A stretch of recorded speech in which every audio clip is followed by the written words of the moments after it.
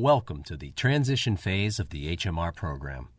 During this time, you'll be gradually adding different healthy foods to your diet. When entering transition, some people want to continue to lose weight. For others, the goal is to keep off the weight they've lost. In either case, developing skills to add healthy foods that are satisfying is important. When transitioning out of phase 1, it's common to have questions about what new foods you'll be eating and when you can start eating them. This video will answer these questions and support you in developing your skills with new, healthy, lower-calorie foods from different food groups. It will be important to keep some structure in your diet as you gradually add these foods. Trying to make a lot of choices all at once makes it much harder to keep your calorie intake low. The best way to maintain a high level of structure in your diet is to continue eating HMR foods along with plenty of fruits and vegetables. They'll keep you full and have you feeling successful as you're building skills with lean proteins, measured portions of grains, and other lower-calorie foods. For the rest of this video, we'll focus on how to add measured portions of lean protein to your diet. Foods like fish or shellfish, chicken or turkey without the skin, low-fat cold cuts, and lean red meat. Also included are beans, low-fat yogurt or cottage cheese. And eggs or egg substitutes are also lean proteins. Protein is important for your health. It helps to maintain your muscles, and it helps to make meals more filling and satisfying. But in today's food culture, the most popular proteins are often high-fat and calorie-dense, foods like steak or fried chicken, and they're often eaten in large portions. As a result, it can be easy to eat a lot of calories and gain weight. To avoid that, you've got to watch your portion sizes by measuring or weighing what you put on your plate, at least initially. This is so important to managing your calories and therefore your weight. A good comparison for how much protein you should be eating is to keep the size of a deck of cards in mind. And the best way to limit your protein portions is to fill your plate first with lots of vegetables. And with some proteins, like cottage cheese and yogurt, for example, to combine them with lots of fruit. Doing this will help you to be more full on fewer calories, while also allowing you to enjoy lots of different lean proteins. Let's now look more closely at the many different lean proteins you can add to your diet. We'll start with fish and shellfish. These are among the lowest calorie proteins you can eat. You can eat a lot of fish without eating a lot of calories, provided you're not preparing it in ways that add lots of fat. Whitefish like halibut or cod and shellfish like shrimp have only 25 calories per ounce. So even an 8-ounce portion has only about 200 calories. And even though darker fish like salmon has more calories than whitefish, it's still a low-calorie food, and it has additional health benefits. Next on the list is poultry. Chicken and turkey without the skin are also lower in calories, if, again, you're preparing them without a lot of added fat. Some low-calorie preparation methods for both fish and poultry include broiling, baking, grilling, steaming, or sautéing with low-fat condiments and sauces. And marinating lean proteins in your favorite low-fat condiment or sauce will really help to enhance the flavor.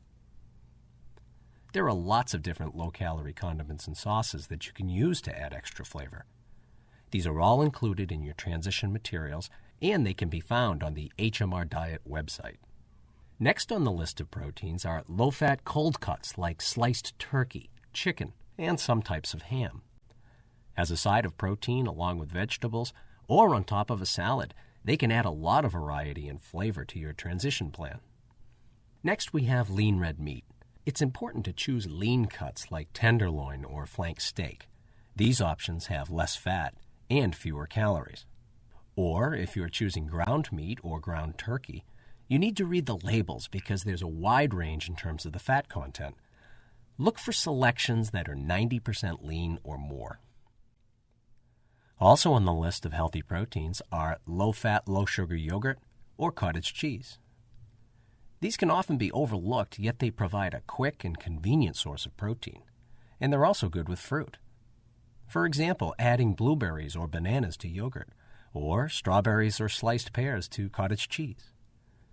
And to have some protein with your veggies, Try adding salsa to cottage cheese or to a low-fat plain yogurt as a dip. Finally, let's look at eggs or egg substitute. Both are good sources of protein. As your protein source in a meal, you could use 1 to 2 eggs or a half cup of egg substitute. To limit your calories when cooking eggs, you can use a non-stick skillet and non-stick cooking sprays. You can also add different veggies to add flavor and variety and to create more filling meals. Overall, as you're adding lean proteins and other healthy foods to your diet, it will be important for you to take the time to look at nutrition labels. These provide a lot of information, but the most important thing will always be the calories. Your weight will go up or down as a function of the calories you're eating. And reading these labels will only help you to be that much more aware of the calories in the foods you're choosing. Now, when you step back and look at all the different protein options that you can eat as part of an overall healthy diet, you can see that there's a lot of variety and many different ways that you can include protein in your meals and in your snacks. But once again, continuing to use HMR foods and to eat lots of fruits and vegetables will help you to limit your calorie intake as you're enjoying these new foods. Now, as you're adding new types of protein into your diet, it will be important to track these foods. This will help you to stay on top of how frequently you're eating them. This doesn't need to be a permanent addition to your record keeping, just while you're adding in new proteins. If you use a Red Plan book for record keeping, here's how that might look. If you use a weekly progress chart for your record keeping, then you can simply track it here.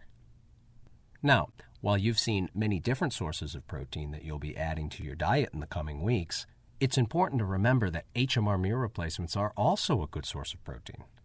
Just as an example, an HMR turkey chili entree and just 1 HMR shake provide almost half of the protein needs for the entire day for a 200-pound person. So in addition to helping to keep your diet structured and your calorie intake down, HMR meal replacements can help you to meet your protein requirements while also contributing to your satiety. Now, in addition to lean proteins and HMR foods, whole grains and other healthy foods are also part of your Phase 2 plan. Let's now hear from some successful HMR patients about their experience transitioning from Phase 1 to Phase 2 and any advice that they'd give to have this be a successful experience for you. The best advice I can give someone who's making a transition from a structured HMR in-the-box program to a Phase 2 program is really to try one thing at a time and try one new product, one new grain, one new protein, whatever it is. Try it with the understanding that you'll see how it works for you. And then the next week, try something else and keep adding to your new box in that way. It's critical to keep up meal replacements. They crowd out other foods. So that if you're tempted by something else, you know you have those to go back to. They're always a great tool. When you come out of Phase 1 into Phase 2, the biggest challenges are all these foods out there. Where do you go? I started with, well, what I learned from my coaches again, was, on the wall, in our classroom, and in your books. The HMR food chart is, I still go back and look at that at least once every couple of weeks if I'm coming up on something. Think of yourself as being a dieting person with 1 or 2 things outside the diet each day, or a few each week. I did this program, as I said, I think it's 8 years ago, and I thought, oh, done, I can now go do whatever I want. And over time, it all came back on. But this time, as I approached, I said, no, this is a way of living and eating. And this is your life. It's not a diet. This is how you eat. This is the healthy way to eat. And so once I made that mind shift, product or fruit and vegetables, that's just healthy eating. So that's what I would advise people, that this is a way of living and living healthily. My best advice about approaching the transition phase is to plan it.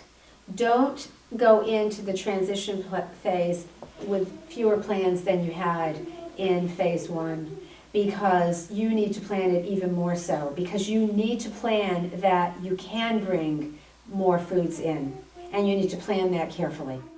My advice is to listen to your health educator, because you're going to want to say, woohoo, I'm in phase 2 and I can just go to town, but to go very slowly, to sort of very slowly introduce things and to really kind of think about continuing to use meal replacements as much as possible.